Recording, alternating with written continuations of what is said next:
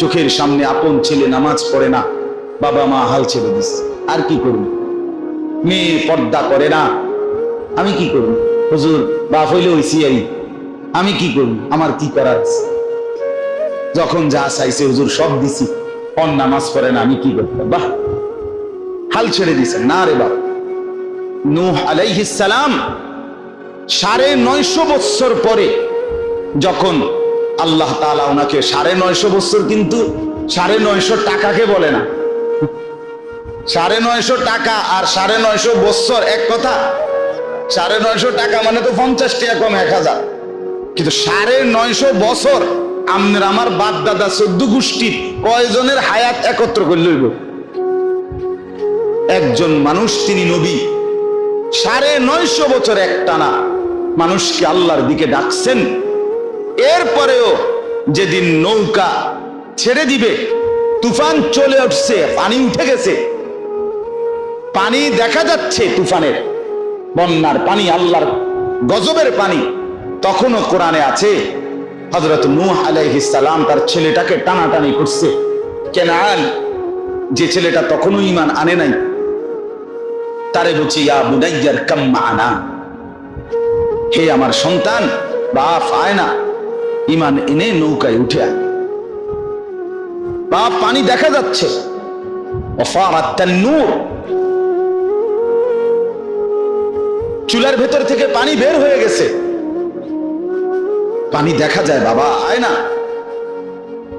ছেলেটা বলছে না আব্বা, সাআবি ইলা জাবালিন ইয়াসিমুনি মিনাল মা, আপনি যান, আমি আপনার খোদার তুফান আসলে, পানি আসলে আমি উঁচা পাহাড়ের উপরে আশ্রয় নেব। ইয়াসিমুনি মিনাল মা, ওই পাহাড় আমাকে আপনার খোদার পানি থেকে বাঁচায় দিবে। দেখেন নূহ আলাইহিস সালাম তখনও রাগ হয় না। আরে কয় কি রে ডাকায়, কার লগেরে তুই কইলি কথাটা? আল্লাহর সাথে কথা বুঝেন নাই না? এটা বলে নাই, বলছে লা আসিমাল ইয়াউমা মিন আমরিল্লাহ। আবারও বলছে বাপ দেখ, ভুল করিস না বাপ, বিশ্বাস কর, আজকে আল্লাহর হাত থেকে কেউ বাঁচাইতে পারবে না রে বাপ, কেউ বাঁচাইতে পারবে। এইভাবে আবার বলছে, কোরআনুল কারীমের সূরা হুদের মধ্যে আছে। এরপরে নূহ আলাইহিস সালাম ছেলেটার হাত ধরে ফেলছে, ধরে বলছে বাপ আয় না, কালেমাটা শুধু উচ্চারণ কর, আমি নৌকায় তুলে নেই, তুই বেঁচে যাবি। ছেলের টানাটানি করতেছে, বাবার হাত থেকে ছিঁড়ে ফেলবে, ছুটে যাবে। সে বলছে আমি যাব না, কালেমা পড়বো না, ঈমান আনবো না। বাবা বলে আয় না। এই টানাটানির ভিতরে আল্লাহর কোরআনে আল্লাহ বলেন ওয়াহালা বাইনাহুমাল মাউজ ফাকানা মিনাল মুগরাকিন, একটা ঢেউ আসছে, এক ঢেউয়ের এক আঘাতে ঢেউয়ের বাড়ির লগে বাপ আর পুত্রের হাত চিরতরে খুলে গেছে, ছুটে গেছে। ফাকানা মিনাল মুগরাকিন, আল্লাহ বলে ছেলেটা তখন ডুবে গেছে। তখনও এবার শুনেন, আর তো ছেলে নাই, ছেলে তো ডুবে যায়, হাত থেকেও ছুটে গেছে, পানি ঢেউ তাকে ভিতরে ঢুকে এলাইছে। এবারও নূহ আলাইহিস সালাম বাবা এইবার আবার আল্লাহর কাছে দুই হাত তুলছে। ইন্না ইবনি মিন আহলি রব্বি ইন্না ইবনি মিন আহলি, আল্লাহ এটা আমার ছেলে, আমার পরিবার, আমার বংশ, আমার রক্ত, এটা আমার আহাল। ওয়া ইন্না ওয়াদাকাল হক, আপনার ওয়াদাই সত্য মাওলা, আপনারই ফয়সালা। ওয়া আনতা আহকামুল হাকিমিন, আপনি হচ্ছেন শ্রেষ্ঠ ফয়সালাকারী। হায়াত দিবেন না মৃত্যু দিবেন আপনি জানেন, আমার কোনো হাত নাই। তবে আল্লাহ শুধু একটু, আমার তো কলজাটা মানতেছে না মাওলা, এটা আমার যে ছেলে। তখন আল্লাহ তাআলা বলছে ইয়া নূহ ইন্নাহু লাইসা মিন আহলিক ইন্নাহু আমালুন গায়রু সালিহ, না রে নূহ, সাবধান, আর কখনো বলবা না এটা তোমার সন্তান না। বেঈমান সন্তান হয় না ঈমানদারের, মুশরিক মুমিনের সন্তান হয় না। এমন বড় পাপী কোন ঈমানদারের সন্তান হতে পারে না। ইন্নাহু আমালুন গায়রু সালিহ, তার প্রতিটা আমল বদ আমল, নাফরমানি আমার। ফালা তাসআলনি, এই ওখানে আছে নূহ আলাইহিস সালামকে আল্লাহ নিষেধ করছে, সাবধান, ফালা তাসআলনি, আর কখনোই তার ব্যাপারে আমার কাছে কিছু চাইবা না, সাবধান। তখন নূহ আলাইহিস সালাম হাত নামায় ফেলছে, হায় মাওলা আর হলো না। ওই পর্যন্ত বাপ তার সন্তানের ঈমানের জন্য, বাঁচানোর জন্য জাহান্নাম থেকে চেষ্টা করে, এবারে গায়ে হতো না। আরামসে নাফরমান সন্তানের কামাই দিয়া ভাত খাইতে আছে, বন খাইতে আছে, আপেল খায়, মালটা খায়, ঘুম যায়, বাহ জিঙ্গেল এখানে হইতো না, কইছি কত কই। অনার হুজুর এই জমানা নাই, এই জমানা নাই, আগের সেদিন নাই হুজুর। অঙ্কার ফুলান্ডি কেরম জানি, ফুলান্ডি আগে ফুলান্ডির নাক আসিল সামনে, অঙ্কার ফুলান্ডির নাক দিছি, কেন তুই অন কি ফুলান্ডির সমস্যা কিছে, কথা বলেন না কেন? এখনকার ফুলাফান্ডি বানাইছে প্লাস্টিক দিয়া, তুই তো সমস্যা কিছে, অঙ্কার ফুলান্ডি জানি কেরে না। আসল কথা হলো আপনার ভিতরে সন্তানকে বাঁচাবার আখিরাতের ফিকির আপনার হৃদয় থেকে চলে গেছে। যদি বাপ মনে করত আমার সন্তানকে আমি বাঁচাইতেই হবে, তো খোদার কসম প্রয়োজনে সারা রাত সেজদা দিয়ে চোখের পানি ফেলে কাঁদতো, আল্লাহ আমার ছেলে যদি বরবাদ হয়, মেয়ে যদি বরবাদ হয়, স্ত্রী যদি শেষ হয়ে যায়, আমার খাট দিয়ে কি হবে, সোফা দিয়ে কি হবে, ফার্নিচার দিয়ে কি হবে, টাইলসওয়ালা বাড়ি দিয়ে কি হবে, আমার গাড়ি দিয়ে কি হবে, কুটি চমুনি আমার জায়গা দিয়ে কি হবে, আমার হবেটা কি মাওলা। খোদার কসম এটা চোখের পানি ফেলে সেজদায় গড়াগড়ি করে কাঁদতো ওই দাম। কিন্তু ভুলে গেছে বাপেও আখেরাত, এজন্য সন্তানও ভুলে গেছে, মাও ভুলে গেছে পর্দা, এই জন্য মাইয়াও ভুলে গেছে পর্দা। কথা বুঝেন নাই? সবাই ছেড়ে দিছে সবাইকে, যার যে মা কইছে জি তুই তোর মতো চল, জি কইছে মা আমনে আমনের মতো আডেন, বাপে কইছে ফুত আব্বার জায়গা মেলায় থাই বাবুরে সব তোর যে সময় যা লাগে কইস, তুই তোর বন্ধু বান্ধবের লগে চল। বন্ধুরা ফোলা নিয়ে কইছে আব্বা আমিও বুঝি আমনে বুড়া মানুষ, আরো আমনের লগের আরো বন্ধু বান্ধব আছে, এক লগে বিড়ি খাওয়ান লাগে, আমনেরা একসাথে বইয়েন। আচ্ছা ঠিক আছে, আমি এদিকে যাইতাম না, আমনের লগের গুণের লগে আপনি বিড়ি খান, চা দোয়ানে গপ মারেন। তাইলে বাপের দিকে গেছে গা, ফুতের লাইনে, বউর লাইনে, জি ফুতের লাইনে। এটারই বুঝি বলে মুসলমান পরিবার।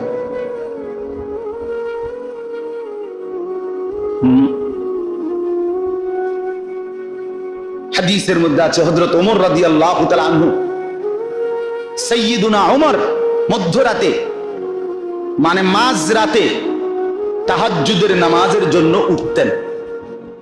উঠার পরে কিছুক্ষণ নিজে তাহাজ্জুদ করতেন, করার পরে রাত্রির যখন আর এক ভাগ বাকি, খোদার কসম হাদিস, হযরত ওমর রাদিয়াল্লাহু তাআলা আনহু আইকাযা আহলাহু,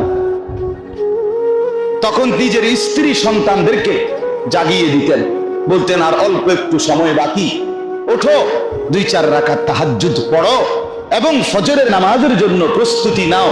আর স্ত্রী সন্তানের কাছে এই আয়াত পড়তেন, হাদিসে আছে, তিনি বলতেন আল্লাহ বলছে ওয়ামুর আহলাকা বিসসালাহ ওয়াসতাবির আলাইহা, হে নবী আপনি আপনার পরিবারের সদস্যদেরকে নামাজের হুকুম করেন এবং আপনি নিজেও মজবুত ভাবে নামাজ পড়েন। হযরত ওমর বলেন দেখো বিবি বাচ্চারা, শুধু আল্লাহর কোরআনের এই হুকুম মানার জন্য আমি তোমাদেরকে উঠিয়ে দিচ্ছি।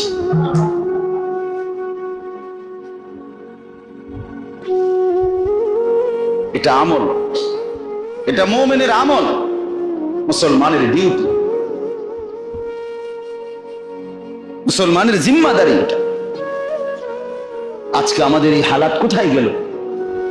কেন আমরা ভুলে গেলাম? কেন আমরা ভুলে গেলাম? আল্লাহর নবী সাল্লাল্লাহু আলাইহি ওয়াসাল্লাম তার কন্যা ফাতেমাকে নিজের ঘরের দরজায় ফাতেমার ঘরে গিয়ে কড়া নাড়তেন আর বলতেন ফাতেমা কুমি লিসসালাহ, ফাতেমা নামাজের জন্য ওঠো, আনকিজি নাফসাকা মিনান নার, মা জাহান্নামের আগুন থেকে নিজেকে বাঁচাও না। ফাইন্নী লা উগনি আনকি মিনাল্লাহি শাইআন, আমি আল্লাহর কসম মা, মুহাম্মদের মেয়ে বলে হাসরের ময়দানে আমি তোমার কোনো উপকার করতে পারবো না। আমার মেয়ে বললে হবে না রে মা, তোমার সেজদা, তোমার পর্দা, তোমার তাসবিহ, তোমার গোলামি, তোমার বন্দিগি তোমার জাহান্নাম থেকে বাঁচাবে। মুহাম্মদের মেয়ে বললে হবে না, হাসান হুসাইনের মা বললে হবে না, আলীর স্ত্রী বললে হবে না। তোমার আমল নামা তোমাকে দেখাই। সেখানে আপনাদের আমাদের জন্য কি সান্ত্বনা পেলে? আপনারা আমরা কি কি আশায় বসে আছেন বলেন? বলেন, কোন ব্যক্তি কর্তব্য পূর্ণ আদায় করে একেবারে ইনসাফ বিচার কাকে বলে? যদি কারো মাথার মধ্যে সামান্য দেমাগ থাকে, আপনারা বলেন কোন মানুষ তার দায়িত্ব কর্তব্য পূর্ণ পালন করলে এরপরে সে কারো সুপারিশ চায়, আপনি একটু বলেন। কিন্তু কোনই যোগ্যতা নাই, বরং তিনি যা চায় তার একদম উল্টা কইরা এই লোক ওই ব্যক্তির কাছে সুপারিশ চাওয়া, এটা কি ইনসাফ?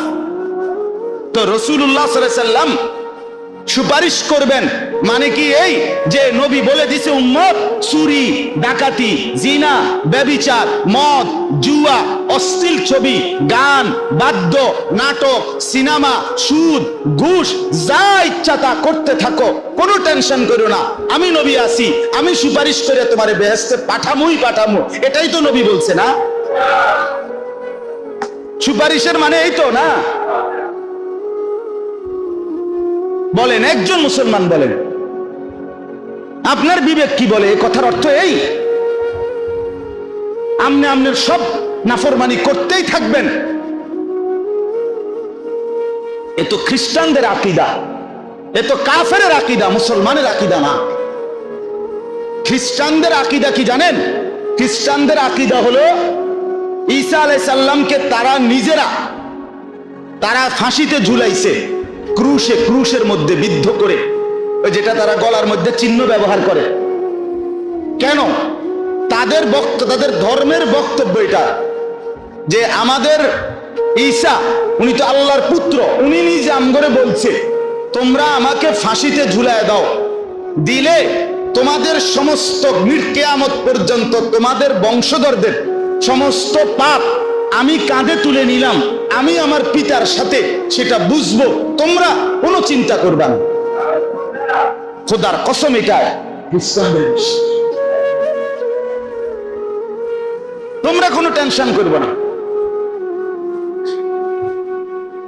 আজকে আমরা ডুল্লা গজল গায়, ডুল্লা লড়ে, কি রঙে, বাহ! সুন্নাতের কোনো অনুসরণ নাই, ইত্তেবা নাই। দাড়ি কোথায়, টুপি কোথায়, মিসওয়াক কোথায়, দস্তরখান কোথায়, হালাল উপার্জন কোথায়, স্ত্রীর পর্দা কোথায়, ছেলের নামাজ কোথায়, মেয়ের নামাজ কোথায়, চরিত্রের পবিত্রতা কোথায়? 30 বছর ঘরে টেলিভিশন চলতেছে, নাচতেছে, গাইতেছে, বিবি বাচ্চা, নাটক, সিনেমা, নর্তকী, জিনা, ব্যভিচারের দৃশ্য দেখতেছে, নিজেও ভিন নারী দেখতেছে, বিড়ি সিগারেট খাইতেছে, কেউ মদ জুয়া খাইতেছে। এরপরে উনি শুধুই কেবল নবী সুপারিশ করবে, নবীর আশেক দাবি করলে, নিজের মুখ দিয়া বললে নবী প্রেমিক, এতেই উনি জান্নাতে চলে যাবে। বিষয়টা এতটাই সস্তা হয়ে গেল? এটাই ইনসাফ? আল্লাহ আমাদেরকে বিবেক দান করেন। আপনাদের বিবেকের কাছে বলুন, আজ একদিন 2 দিন না হলেও আজকে 15 থেকে 16 বৎসরের বেশি হবে আমি আপনাদের গ্রামে আসছি। তো এরকম হবে না? এরকম হবে, হ্যাঁ, আমার হিসাবে এরকম হবে। এই মাদ্রাসার শুরু থেকে আমি আসছি, আরো আগ থেকে। আমার শায়েখ আরিফ বিল্লাহ হাকিমুন নফস আল্লামা মুফতি মুশতাকুন নবী কাসেমি হযরত দামাত বারাকাতুহুম যে বছর প্রথমে আসছিলেন, তখন আমি আসছি সোনাকান্দা থেকে মাহফিলে আসছি। এখানে ওই দোতলার মধ্যে ছোট্ট কামরাটার মধ্যে মিম্বরের উপরে হযরতের সাথে আমি বসছি, কথা বলছি। এখানে কোনা দিয়া, কোনখান দিয়ে জানি মাহফিল হয়েছিল, এদিক দিয়ে সেই থেকে আসছে। হ্যাঁ, আমি হুজুরের যে আপনার কথা এসে জিজ্ঞাসা করছি, হুজুর আসেনি ভালো। শামসুল হক সাহেব আমার কলিগ ছিলেন, আমার ইন্তেকাল করছে যখন, আমি তখনই শুনছি ওনার নাতি তো আমার মাদ্রাসায় পড়ে। মৌলানা হারুন সাহেবের কথা জিজ্ঞাসা করছি, আপনারা বললেন না, সেই বলছি যে উনি আছেনই ভালো। আমি তো চিনি আলহামদুলিল্লাহ, নামে নামেও অনেককে চিনি। এই জন্য বাপ, ধোকা না খাই, প্রতারিত না হই, নিজেরে বরবাদ না করি। কে কোন পক্ষের, কে কার বিপক্ষের, এগুলো বাদ দেব। আপনি জান্নাতি হবেন এই ব্যাপারে নিজের প্রস্তুতি, জাহান্নাম থেকে বাঁচার চেষ্টা করেন, নিজের জিন্দেগিটা কদর করেন, রাসূলুল্লাহ সাল্লাল্লাহু আলাইহি ওয়াসাল্লামের নসিহত সুন্নাতের আলোকে জীবন সাজান। ছেলেদেরকে বলি, বাপ তোমরাও মনে করো মা বাবা যথাযথ কদর করলো না আর কি, তবুও নিজেরে নষ্ট করো না। কেউ কিছু বললো না রে বাপ, মনে করো এই সমাজের কেউ তোমারে বাধা দিয়ে পারলো না আর কি, কিন্তু এরপরও মনে রাখো তুমি এমন এক সত্তার কাছে ফিরবে যে সত্তা তোমার উপরে তার পূর্ণ শাস্তি প্রয়োগ করবে। আল্লাহু আজিজুন যুনতিকাম। আল্লাহ বলেন আমি কিন্তু একদিকে যেমন রহমান রহিম, আমি কিন্তু আরেক দিকে প্রচন্ড শক্তিশালী এবং প্রতিশোধ গ্রহণকারী। যুনতিকাম, আমি প্রতিশোধ গ্রহণকারী। ফাআনযারতুকুম নারান তালাজ্জা। আল্লাহ বলে বান্দা, এই বান্দা, আমি হুজুর দিয়া না, আমি ড্রাইভার দিয়া না, হেল্পার দিয়া বলি নাই, আমি নিজে তোমাদেরকে জাহান্নামের লেলিহান আগুনের ভয় আমি আল্লাহ দেখাচ্ছি, আমার কথা ফেলে দিও না। কোরআনের আয়াত। ফাআনযারতুকুম নারান তালাজ্জা। রব্বুল আলামিন বলেন আমি নিজে ভয় দেখাইলাম, আমি। খামখেয়ালি করো না বান্দা। লাহুম মিন ফাওকিহিম যুলালুম মিনান নার ওয়া মিন তাহতিহিম যুলাল। রব্বুল আলামিন বলেন বান্দা তুমি নাফরমানি করলে যেই জাহান্নামে ঢুকানো হবে, সেই জাহান্নামের আগুন কেমন হবে বান্দা, আমি আল্লাহ তোমাকে বলছি শোনো। আল্লাহ নিজে বলে বান্দা ইন্না লিল্লাহি ওয়া ইন্না ইলাইহি রাজিউন, লা হাওলা ওয়া লা কুওয়াতা ইল্লা বিল্লাহ। আল্লাহুম্মা সাল্লি আলা মুহাম্মাদিন নাবিয়্যিল উম্মি ওয়া আলিহি ওয়া সাল্লিম তাসলিমা। লা হাওলা। বলেন আলহামদুলিল্লাহ। তো আল্লাহ তাআলা বলেন নাফরমান বান্দাকে যখন জাহান্নামে ঢুকানো হবে কেমন হবে আগুন, আল্লাহ তাআলা নিজে বলতেছেন লাহুম মিন ফাওকিহিম যুলাল। ওই নাফরমানের মাথার উপরে আগুন, মেঘের চাকা যেরকম সাদা সাদা চাকা থাকে, বরফের চাকা বড়, এরকম মেঘের আবরণ যেভাবে, আল্লাহ বলেন নাফরমান পাপীর মাথার উপরে আগুনের আবরণ এভাবে দেওয়া হবে। অমিন তাহতিহিম যুলাল, সাথে সাথে পায়ের নিচেও জাহান্নামের আগুন এভাবে মেঘের চাকার মতো, বরফের চাকার মতো আবরণ দেওয়া হবে। এই দুই আগুনের মাঝখানে জাহান্নামী নাফরমানকে ঢুকানো। বলেন আপনার আমার হালাত কি হবে?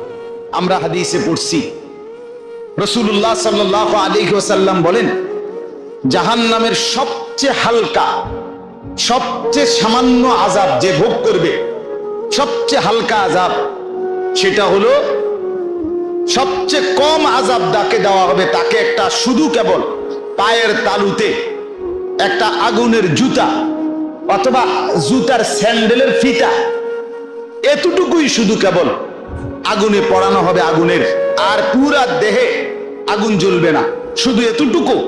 আল্লাহ রাসূল সাল্লাল্লাহু আলাইহি ওয়াসাল্লাম বলেন আল্লাহর কসম উম্মত, ওই পায়ের তলার সেই জুতাটা আগুনের অথবা ফিতাটার আগুনের গরমে ওই জাহান্নামীর মাথার মগজ টকবক করে ফুটতে থাকে।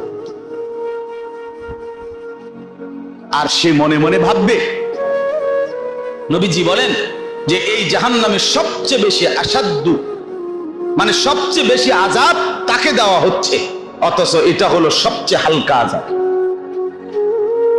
আল্লাহ আমাকে মাফ করে দেন। অতএব বাপ, এতগুলো কথা বলার অর্থ হলো ঘুরে ফিরে মূল বক্তব্য 1 নম্বর এটাই বুঝানো। কথা শুরু করছিলাম আমি, মনোযোগ, আন্তরিকতা, আগ্রহ, আল্লাহর কথা শুনবার প্রতি দিলের আগ্রহ থাকা চাই। 2 নম্বরে বলছি, দিন মানার ক্ষেত্রে আপনি আপনার জীবনের সবটুকু দিয়া হাক্কা জিহাদি, আপনি চেষ্টা করবেন, শুধু চেষ্টা না, জীবনের সবচেয়ে বেশি চেষ্টা যে বিষয়ে ব্যয় করবেন সেটা হলো দিন মানার ব্যাপারে, দিন মানানোর ব্যাপারে।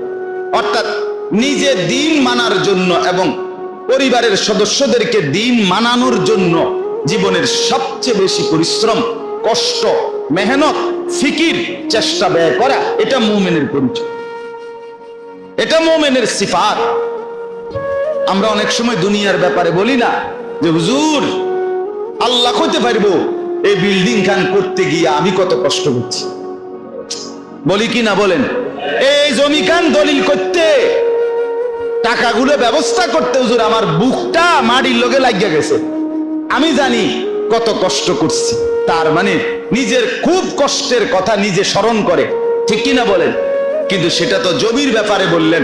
বিল্ডিং আমি একদিন দেখছি, এক ভদ্রলোক আমাদের ক্যান্টনমেন্ট এলাকার, আহারে বেচারা বয়স্ক মানুষ,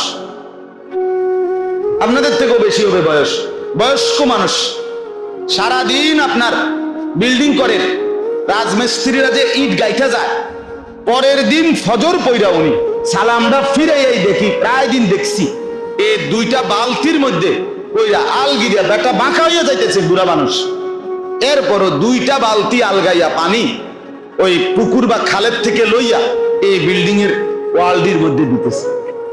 এই লোক আগামী আরো 100 বছর বাঁচবে, এই জন্যই তো করতেছে না। কার জন্য? সন্তানাদির জন্য। তার ফিকির সন্তানাদি তো আরামে থাকবে, বিল্ডিংটা মজবুত হবে। তাহলে যে মানুষটা 70 বছর বয়সেও সন্তানের আরামের জন্য এত বড় ত্যাগ স্বীকার করছে, সেই মানুষটা যখন চোখের সামনে দেখবে সন্তান জাহান্নামের আগুনে জ্বলতেছে, কেমনে সহ্য করবে বলেন? কেমনে সহ্য করবে? আল্লাহ আমাদেরকে বুঝ দান করে।